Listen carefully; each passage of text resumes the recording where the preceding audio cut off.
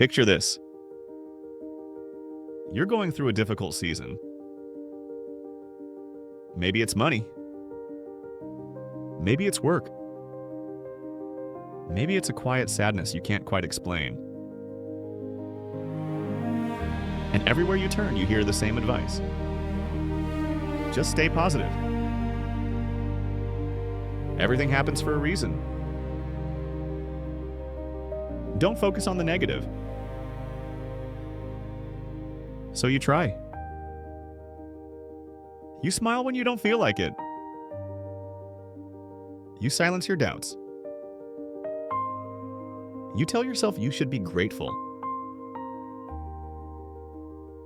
And yet, something inside you feels heavier, not lighter.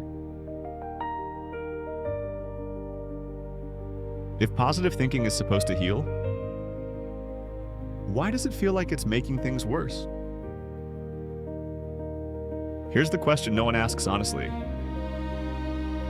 Can positive thinking actually become a form of self-deception? And if so, what's the alternative? This video is not an attack on optimism. And it's not an argument for negativity. It's an exploration of something far more subtle and far more important. Why forcing positivity often increases anxiety, guilt, and emotional disconnection. And what ancient philosophy and modern neuroscience suggest instead. By the end of this video, you won't just think differently. You'll relate to your inner world with more intelligence, honesty, and calm. Where positive thinking came from. Positive thinking didn't start as a lie. It began as a coping strategy. In difficult times, people notice something true. Your interpretation of events matters. Stoics taught that suffering comes not from events, but from judgments. Modern psychology confirms that mindset shapes resilience. But somewhere along the way, a tool turned into a command. Be positive. All the time. No matter what. And that's where the trouble began. When positivity turns against you. Here's what rarely gets discussed. When positivity becomes mandatory, negative emotions don't disappear. They go underground. Sadness turns into shame. Fear turns into self-criticism. Anger turns inward. Instead of saying, something is wrong, you start saying, something is wrong with me. This is not growth. This is emotional suppression wearing spiritual clothing. And the nervous system knows the difference. What neuroscience reveals.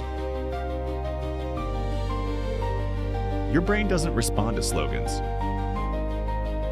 It responds to signals of safety and truth.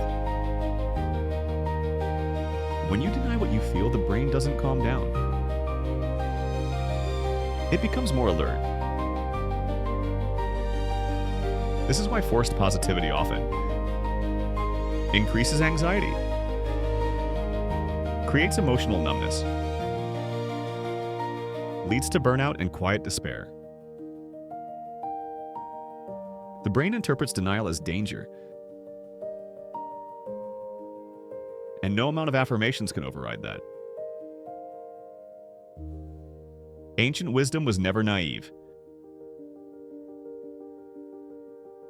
The Stoics were not positive thinkers.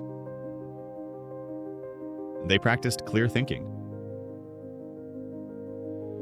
They taught, See reality as it is. Accept what you cannot control. Act where you can.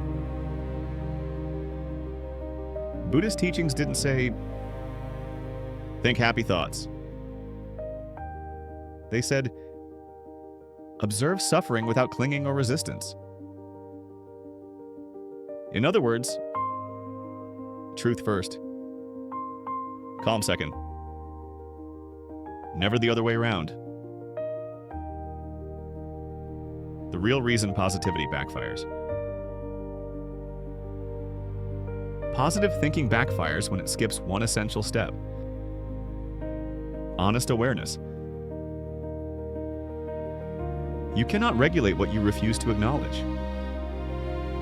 You cannot heal what you won't allow yourself to feel.